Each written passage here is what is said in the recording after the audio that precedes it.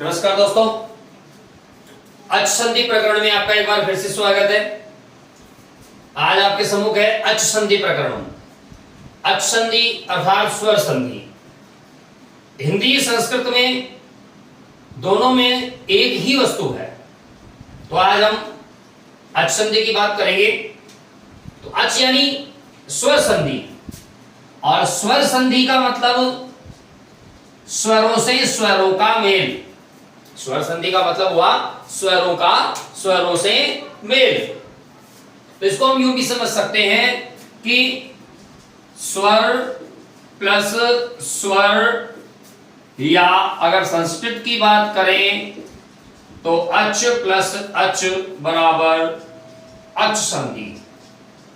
हिंदी की बात करें स्वर प्लस स्वर बराबर स्वर संधि। वर्णों के मेल से उत्पन्न विकार संधि कहलाता है, और अगर वो स्वर वर्णों के मेल से विकार उत्पन्न होता है तो उसे भी स्वर संधि कहते हैं। और स्वर संधि के हिंदी में 5 और संस्कृत में 8 प्रकार होते हैं। हिंदी में होने वाले जो 5 प्रकार हैं वो हैं दीर्घ, गुण, वृद्धि, यण और अयादि। पररूप, पूर्व रूप और प्रकृति भाव ये संस्कृत की विशेषता है, उसकी अपनी एक संपदा है। तो आप सबसे पहले आज हम पांचों में से पहले जो स्थान पर है उसकी चर्चा करेंगे, दीर्घ अच संधि या दीर्घ स्वर संधि। मित्रों, दीर्घ स्वर संधि के लिए सूत्र दिया गया है अकह सवर्णे दीर्घ। इसमें 3 शब्द हैं अकह। तो अक क्या है? तो सबसे पहले हमें इस अक को देखना है। सबसे पहले हमें इस अक को देखना है। अक क्या है? अ, ई, उ, री, री, क। अ से लेकर क तक अक होते हैं। प्रत्याहार में जब हम प्रत्याहार का निर्माण करते हैं 14 माहेश्वरी सूत्रों के द्वारा आदि रंतेन संहिता सूत्र लगाकर, तो प्रथम से अंतिम वर्ण को मिलाते हुए अंतिम वर्ण की संज्ञा करने के बाद जब हम इनको मिलाते हैं तो अक में आते हैं ये 5 वर्ण, जिनको हम ह्रस्व स्वर, मूल स्वर, प्रकृति स्वर, आदि स्वर या एक मात्रिक स्वर के नाम से भी जानते हैं। सवर्ण, अब बात की जाएगी सवर्ण की।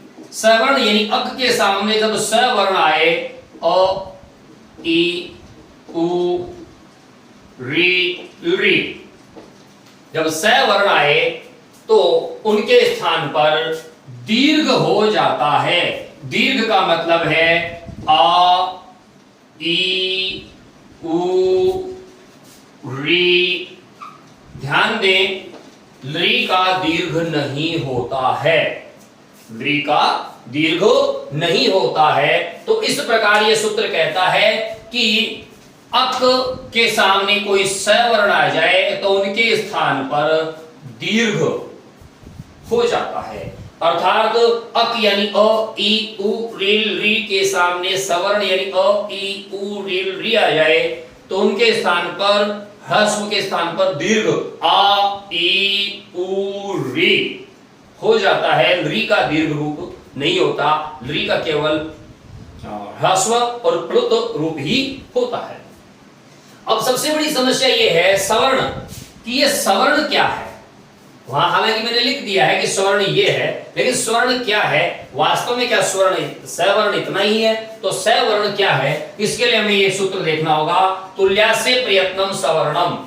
तुल्यास्य प्रयत्नम सवर्णम। तो इसमें तुल्यास्य में 2 शब्द हैं, तुल्य, आस्य। तुल्य यानी समान, आस्य यानी उच्चारण स्थान।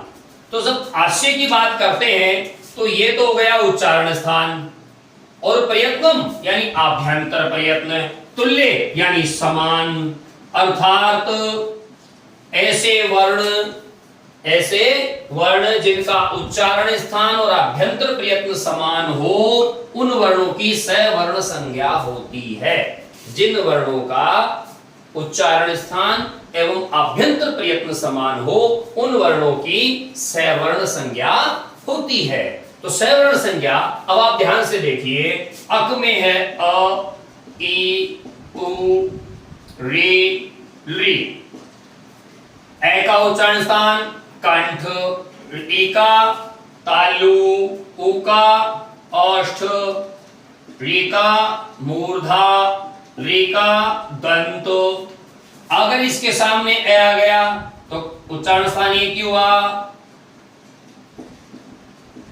ठीक उसी प्रकार अगर इसका अभ्यंतर प्रयत्न है वही अभ्यंतर प्रयत्न इसका है, क्योंकि दोनों समान है, तो दोनों समान होंगे तो इसका मतलब उच्चारण स्थान भी एक है, अभ्यंतर प्रयत्न भी एक है। तो इनका ये तो हो गया अक और ये हो गया सवर्ण, और दीर्घ आ जाएगा इनका दीर्घ रूप आ ई उ री और री। री का दीर्घ रूप नहीं होता है। तो इस प्रकार अक के सामने सवर्ण यानी उनके जैसा वर्ण आ जाए जिसका अभ्यंतर प्रयत्न और उच्चारण स्थान एक हो, तो वहां पर उन दोनों के स्थान पर उनका दीर्घ रूप आ जाता है। ये कहता है अकह सवर्णे दीर्घ। और सवर्ण संज्ञा किसकी होगी? जिसका उच्चारण स्थान और अभ्यंतर प्रयत्न एक हो, उनकी सवर्ण संज्ञा होती है। तो इस प्रकार से यह सूत्र बिल्कुल स्पष्ट है कि सवर्ण संज्ञा जिनकी हुई है उन वर्णों में परस्पर सवर्ण होने पर उनके स्थान पर उनका दीर्घ रूप हो जाता है, और यही दीर्घ संधि है। अब इस दीर्घ संधि को हम देखिए थोड़ा विस्तार से समझते हैं। अपने पास स्वर हैं सवर्ण में 5 अ ई उ री और री 5 हैं। जब हम बात करते हैं ए की, सबसे पहले हम बात करते हैं ए की, तो ए के किस हिसाब से होंगे? ए प्लस ए या अ प्लस आ या आ प्लस आ या आ प्लस ए, ये इसके 4 रूप हो गए। चारों सवर्ण हैं क्योंकि इसके अलावा कोई दूसरा नहीं है। फिर बात करते हैं ए की, जब इनकी बात करेंगे तो ये इसका दीर्घ रूप सामने हमारे आ जाएगा। दीर्घ का दीर्घ क्या होगा? दूसरी बात आती है ई की, तो ई प्लस ई भी दीर्घ ई है, ई भी दीर्घ ई है, ई भी दीर्घ ई है, और ई ये भी दीर्घ है। तो ये हो गया दूसरा। तीसरी स्थिति इसकी क्या होगी? उ उ उ उ उ उ उ उ उ उ उ, ये इसकी तीसरी स्थिति हो गई। चौथी स्थिति इसकी क्या होगी? री री री, ये इसकी चौथी स्थिति हो गई। चूंकि री का दीर्घ नहीं होता इसलिए इसमें संधि भी नहीं होती। तो ये 4 स्थितियां अपने सामने हैं, ए की, ई उ और री।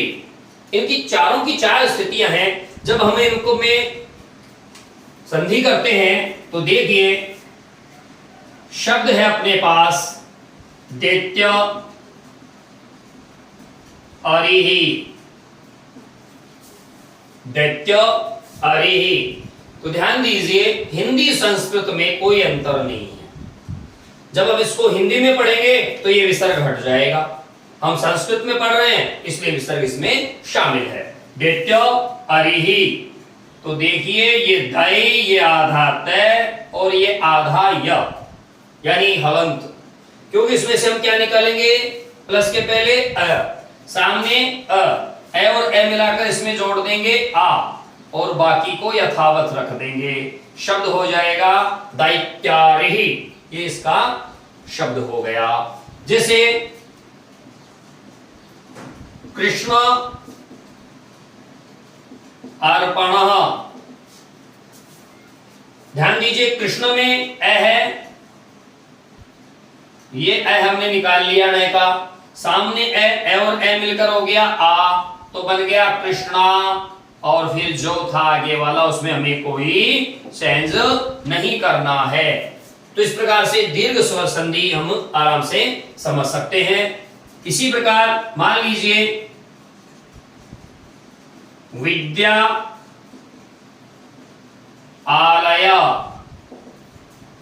यहां भी आ है, यहां भी आ है, जो ये कंडीशन रही, तो इसमें दोनों दीर्घ रूप यहां पर शामिल हो जाएंगे और शब्द बन जाएगा विद्यालय। जब ई की बात करते हैं तो देखिए ई में अगर दीर्घ रूप की बात करते हैं सती ईशः, सती ईशः, यहां भी दीर्घ है, यहां भी दीर्घ है, तो दोनों का दीर्घ रूप रह जाएगा और शब्द बन जाएगा शतीशः। ह्रस्व रूप की बात करते हैं कपि ईशः, तो इधर ह्रस्व है, इधर दीर्घ है, ये बन जाएगा कपीशः। ऊ की बात करते हैं चमू, चमू यानी सेना, इसमें ऊ की मात्रा बड़ी है यानी दीर्घ ऊ है, और अगर सामने उक्ति आ जाए, इसमें मात्रा ह्रस्व है, तो दीर्घ और ह्रस्व दोनों मिलकर दीर्घ रूप इसका हो जाएगा। ठीक उसी प्रकार जब हम आगे बढ़ते हैं री की तरफ, तो ये देखिए पितृ ऋणः, इधर भी ह्रस्वरी है, इधर भी ह्रस्वरी है, तो इसका दीर्घ रूप बन जाएगा पितृणः। कर्तृ ऋद्धिः,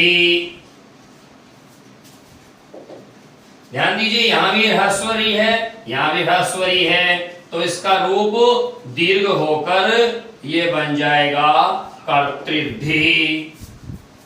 तो इस प्रकार से हम आसानी से दीर्घ अच संधि को समझ सकते हैं।